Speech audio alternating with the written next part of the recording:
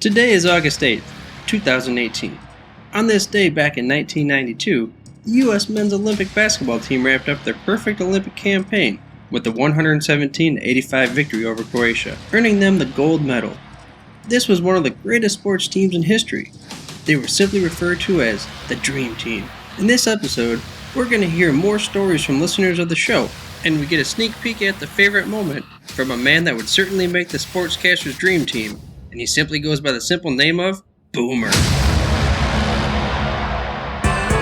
Welcome to the Football History Dude podcast, where each episode is a journey back in time to learn about the rich history of the NFL. Your host is Arnie Chapman. Football is his passion, and he wants you to come along with him to explore the yesteryear of the gridiron. So hop on board his DeLorean, and let's get this baby up to 88 miles per hour. This time as we step off our DeLorean, the date is August 3rd, 2018.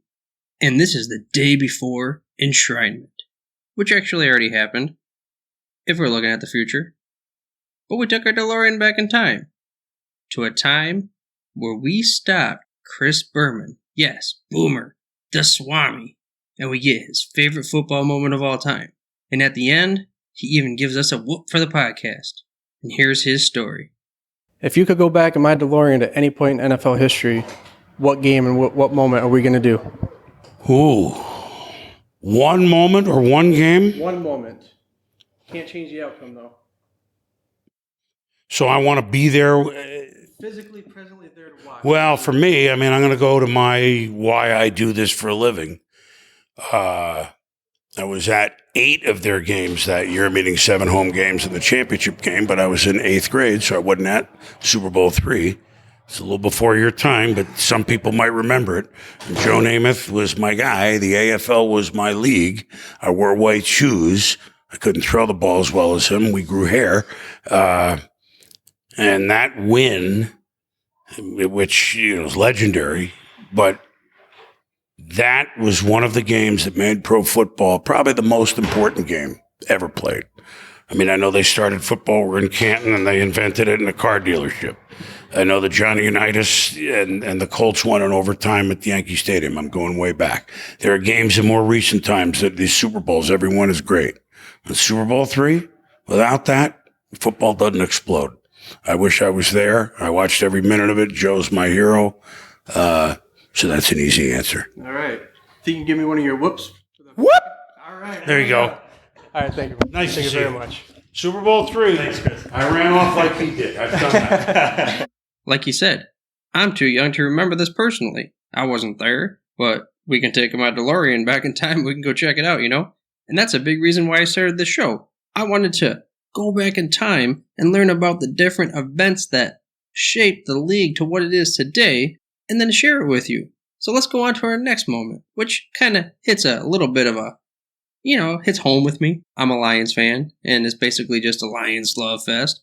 And this comes from Michael Archambeau, and here's his story. My favorite moments were when Barry Sanders went over 2,000 yards, that Dallas Cowboy comeback, when we beat the Cowboys, when Stafford did the fake spike, as I believe that was when Calvin went 329, and of course the Cowboy playoff when Barry went crazy with that one famous run.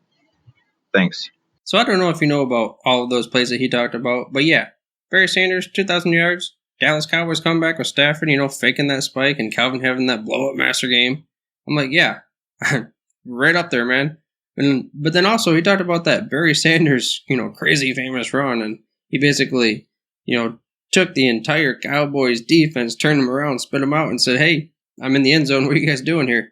If you have not seen that play, I highly suggest you head over to my website, and I'm going to go ahead and provide that link for you, which, by the way, I wanted to remind you to head to thefootballhistorydude.com for the show notes, and to make sure you mash that little subscribe button on your podcast player of choice so you get the freshest, hottest off the press episodes each and every week. I'd also appreciate an honest review of the show. But let's get back to the listeners. The next one comes in by Micah, and when he sent in his favorite story, his favorite football moment, he prefaced it by saying, sorry, this is a Brett Favre love fest, and I know you're a Detroit Lions fan. You might be hard to stomach it and all. And I'm like, yeah, well, it is hard as far as that goes. But tell you what, Brett Favre was one of my favorite players too, even though he was a Packer. And here's his story. My favorite football moment has to be the time Brett Favre was in Green Bay. Essentially that entire 15-year run before leaving for the Jets, and then the despicable move to the Vikings. The 15 years in Green Bay coincided with me really not knowing anything about football as a boy, and then when he left, by the time he left, I was in my 20s, so I kind of grew up not knowing anything about football except Brett Favre under center for the Green Bay Packers. And really just the way he loved football, the way he played the game with joy and passion, and really left everything on the field every time he played, and showed up every Sunday and played regardless of injury, regardless of any situation. He was always there, always being Brett Favre. It was just special. And I guess the moment that really epitomizes what he was the first touchdown pass he threw in Super Bowl, must have been Super Bowl 31, I believe, January 26, 1997, against the Patriots, when he audibled and threw a bomb to Andre Rison for a touchdown. And coming off the field, he was leaping and jumping and ripped his helmet off and was just flying around, basically the same way I was when I was watching the game. And I was at the time a 14-year-old, and he was doing essentially the same reaction that a kid would have, and that's kind of what made it so fun and so easy to enjoy him, and really made it easy to be a Packer fan and fall in love with the game of football. Just the way he would always just run around, throwing snowballs if there was snow on the field, having fun with teammates, making fun of refs. We've all seen those sound clips of him joking around on the field. He was just one of a kind, and I don't know if we'll ever see another Brett Favre. So I just think that my favorite football moment has to be the career that Brett Favre had in Green Bay. So yeah, I mean, there you go. Talking about the epitome of Brett Favre. I think anybody that is an NFL fan can just picture the excitement and joy that comes out of Brett Favre when he used to play on the field, and ripping his helmet off and crazy running around on the field in that Super Bowl. Is just vintage Favre. And even though I had to deal with him as a Detroit Lions fan, like I said, I still like that guy. And he mentioned that he doesn't know if he'll ever see another Brett Favre, but me being kind of biased, I'm all like, hey man, Matthew Stafford has like a strikingly familiar style of play. He has that cannon, and he has that kind of bravado, and he's got that, now with the toughness. I mean, he's gone through so much, and he was considered injury prone at the beginning of his career, but he's played basically every game since. And, of course, when he's on the field, he's just got that kid-like spirit. But let's move on to our next listener of the show. And it comes from Jack Blackmon. So he's going to talk about his experience at the NFFC, which is the National Fantasy Football Convention. And here's his story. My name's Jack. I've attended the National Fantasy Football Convention the past 2 years. I've actually tried it all 4 years that it was supposed to be going on, but the NFL killed it the first 2 years. And it finally got off the ground last year, and I was able to go. And that was a great experience. I think this year surpassed that one. I did the MVP pass, which is like the mid-level this year. You get a couple extra perks, like going to the MVP party on the Friday before the convention. I ended up going to that, got real lucky because I'm a Cowboys fan, ended up outside smoking a cigar, and Michael Irvin pulls up and steps out. Also, George Teague steps out, also a Cowboy. Just got to see them, get a picture real quick. I mean, I ended up with like a really awkward picture with Michael Irvin because I was staring at him because I was just in awe, just really fangirling out right there. But turned out to be a funny picture, but it was a cool experience. Other than that, the MVP party is basically just you stand around and drink and hope to meet a couple of players. I know there was Jeff Heath, like Todd Gurley showed up. There was a couple other players as well. But then after that, went to like the next day, went to the first day of the convention. There's a lot of fun. I mean, there's tons of booths and everything to just interact, but there's a whole lot more players this year than there was last year. Pretty much from all teams, but I'm from here local, so I'm a Cowboys fan. So this event has a lot of Cowboys just because the creator of the event is out of Dallas, and Zeke is a part owner. Tony Romo's a part owner. So it's kind of based in Dallas. So it's pretty Cowboys heavy, but this year they had a lot of other players as well. But it's really good for me being a Cowboys fan. So first day, just kind of walked around, had fun, met quite a few players. But I really wanted my daughter to meet Jalen Smith, and he was coming on that Saturday. So it worked out really well for us. We went and picked her up from grandma's house, came back to the convention on that Sunday, and we ended up waiting in line. We walked up to meet Jalen Smith, and my daughter ends up giving him her autograph. She doesn't ask for an autograph. He was extremely nice. It turned into an awesome memory. There's actually a video of it on my Twitter, which is blackjack_red. And it got picked up by the local newspaper and they ran an article on it. So that was just one of the experiences that's just, I've never had anything like that. And this event provided it. Also, my daughter, like I wasn't sure about bringing a 4-year-old because that's how old she is to the event, just because I didn't know if there's going to be a whole lot of stuff for her to do, but she really liked just walking around the booth, collecting, little things like footballs, stuff like that. She really likes to dance. So there's the Cowboys DJ has been there the past 2 years and he's playing music, and she got to meet him and just hang out, dance, do that kind of stuff. Most of the people, pretty much all of the people that we met were really nice. Especially, the people putting it on, stuff like that. Even like the, one of the guys that was part of, I think it was the Body Armor, the sports drink.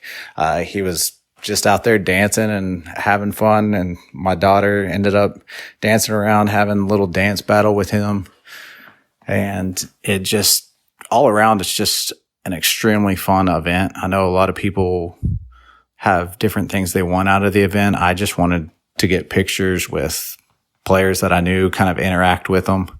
I didn't really go after autographs. I know some other people did, and they got the autographs. It's not really an autograph show, but the opportunities are there. You're just not guaranteed any of them.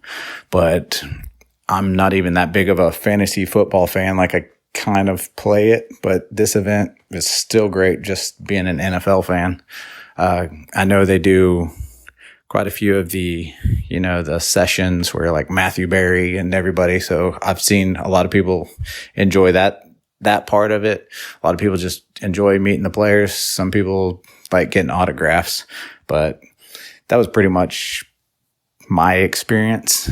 Both years have been really fun. This year seemed to have a little bit better structure. There's always things that can be improved and stuff like that. And I think they're really working on it, to make it better each year and kind of work out some of the kinks. But if you go in with a good attitude and not really feel like you're entitled to a whole bunch, just because, you pay a bunch.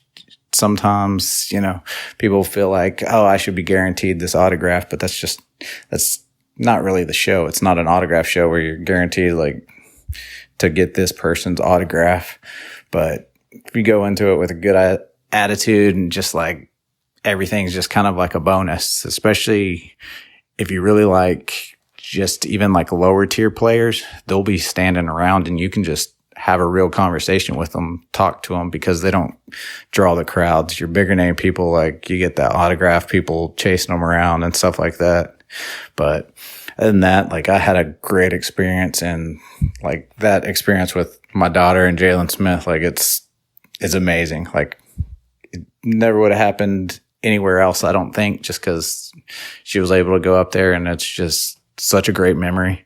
So I would suggest anybody to go out there. Just, I wouldn't treat it like an autograph show where you hope to get a ton of autographs. Maybe just look for one person that you really want to meet, and you might be able to meet them. They don't really do a schedule, but it works out. You can normally kind of figure out where people are going to be. So yeah, overall, I just think it's a great event. I've had a lot of fun the past couple of years, and that's pretty much it for me. I have quite a few pictures and videos and stuff, and on my Twitter, which is blackjack_red. And, you know, also you can go to @GoNFFC, and they post a lot of stuff there as well. But all right, I hope this helps, and you all have a good day. I kind of thought it was funny how he, talked about fangirling out and everything. I was basically fangirling out at the convention too. And it wasn't just from seeing the favorite players. I saw my idols and, people I look up to in the podcast industry for the fantasy footballers and Matthew Berry and that kind of thing. And I also thought it was so cool how he said that, his daughter gave Jalen Smith her autograph, and, the video being picked up from the local newspaper. And it's just a perfect experience to share with his daughter. It's just super cool. Which is kind of like going into the next thing. The next story comes from Chris Rynders, and he tells a story about basically being a kid on Christmas Eve and driving 4.5 hours just to get to this thing. And here's his story. Hello, my name's Chris Rynders, and I'm talking today about my experience at the 2018 National Fantasy Football Convention at the Will Rogers Center in Fort Worth, Texas. First, I have to give a big shout out to my dad, Jack, my mom, Joyce, my wife, Elisa, my friend, Brian, and my friend, Alex at auctionandchampions.com for the opportunity to even make this possible. It was a really great experience at the convention. This was my first time going. It was about a 4.5 hour drive from where I live to get to the convention. It was one of those events where I felt like a kid before Christmas.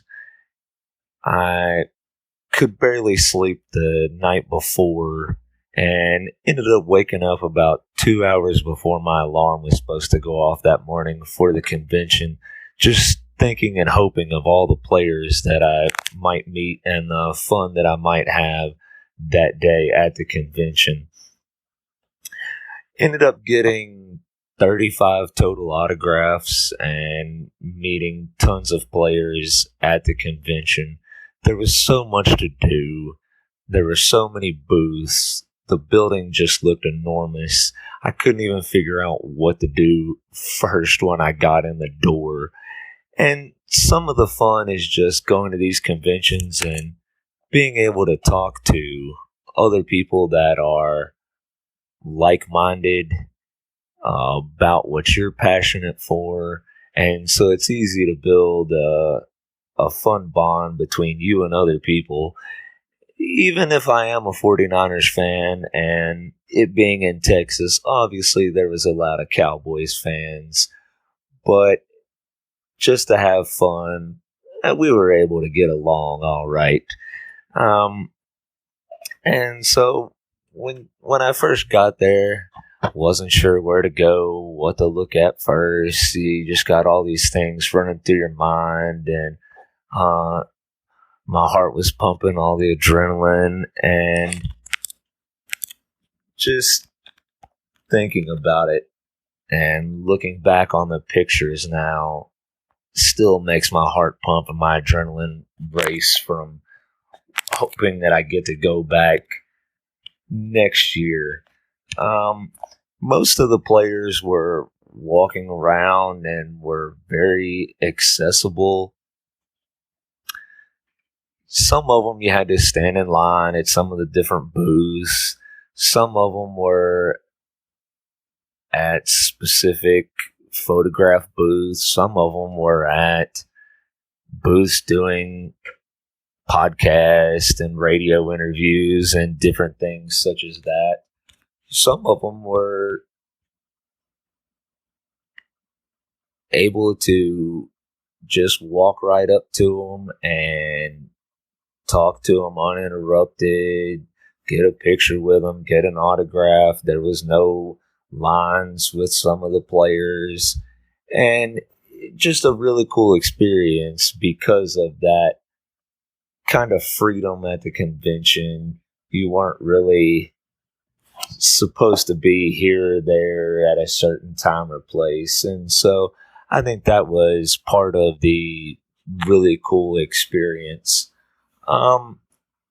The first day I was able to meet Terrence West. I was able to meet Orleans Darkwa. Had a really lucky experience with Chiefs quarterback Patrick Mahomes. He was supposed to be doing an interview at a booth, and there was a crowd of probably just 20 or 30 people at the booth, and he didn't come, and so a lot of the crowd ended up walking away. And I told my dad, I said, this is what I came for. I'm not leaving until he shows up. I wanted to get some of my cards autographed really bad by him.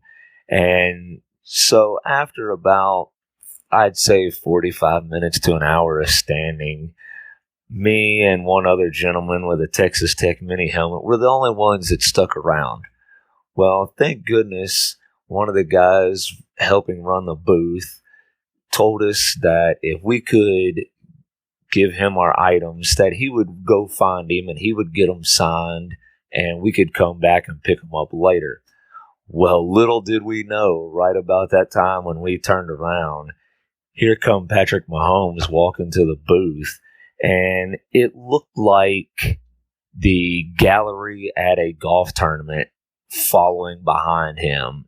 It must have been easily a couple hundred people right behind him, following him through the convention. It was so crazy to see that many people following along behind even just one given player. And so thank goodness when he came over to the booth, I was able to get a couple of my cards signed by him and was able to listen to his Q&A. So that was a really lucky experience. And then most of the players were just coming in through the front door, just like where I came through.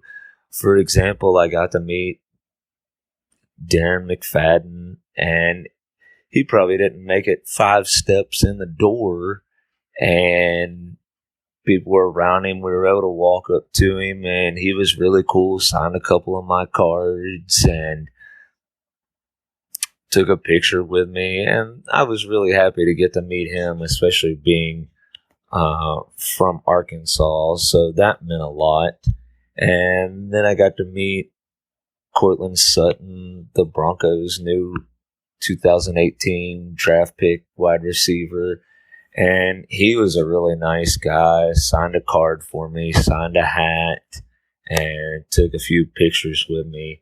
So that was a cool experience. And then the Gronkowski brothers, Glenn and Chris, they were probably 2 of the nicest guys that I met at the convention. They were talking to everybody and signing autographs and taking pictures, and I just got to meet them. They were randomly just walking around the convention up and down the aisle, shaking hands and everything. And so they were a lot of fun to get to talk to. Kenyon Drake, Dolphins running back, former Alabama running back. he was a really nice guy. I hope to get to meet him again someday. Guys like him and a lot of the guys at the convention are the stories that we need to hear and the things we need to know about these players. You see so much of the negativity in the news all the time, but the good that a lot of these players are doing, you don't get to hear that a lot. So we need to hear more of that. Also got to see Kareem Hunt. He was doing an interview with Matthew Berry, and that was really cool to get to see him. I actually had to be in the herd of people following him around to be able to get to see him, but it was well worth it. Well worth it for sure. It felt like a childhood dream getting to see some of these guys, and it was just so cool to see people following them around like rock stars or a movie star, and it just almost made me feel like I wasn't at a convention, that I was somewhere totally different. And so just a neat experience all the way around. On Saturday. Then on Sunday, day 2 of the convention, got to meet Bryce Petty, the former Jets quarterback. He was a really nice guy. He even teased me about, I walked up to the booth and with my 49er gear on, and he asked me, was I a Rams fan? And it kind of threw me off.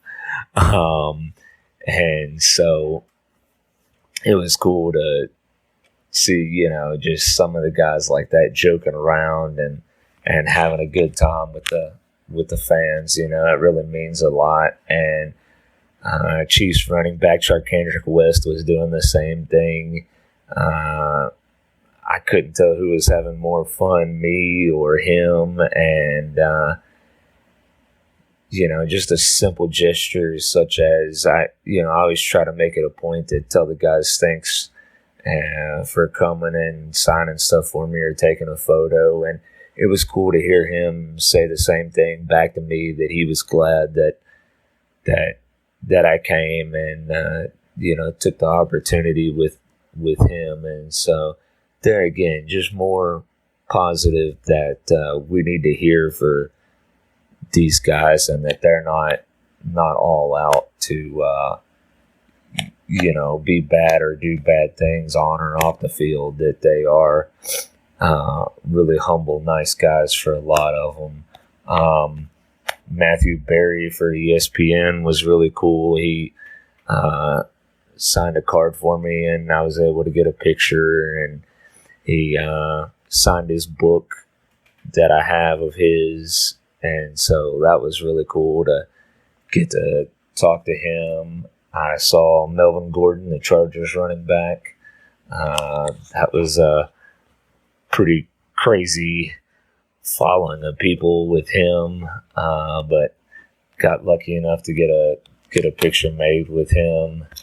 And then the